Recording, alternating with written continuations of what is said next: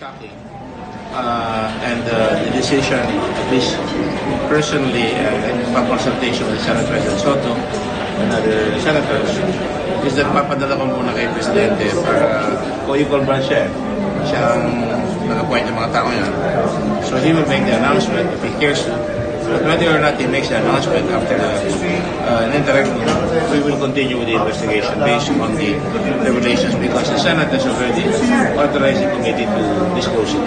Pero sir, sa hearing, aasahan ba namin ilalabas niyo yung laman ng executive session or hindi na po? Lalabas na yun. Ilalabas niyo sir sa hearing? Lalabas na yan. Sir, you mentioned... Magsasalita si Presidente yung sabi. Well, papadala ko na sa kanila yan and then give him like just some time. And I think everything with authority that he will reveal it.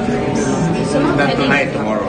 Sir, you mentioned na si Presidente yung nag-appoint ng mga ibang nasa list. So, Well, the police are under the direct authority of the President.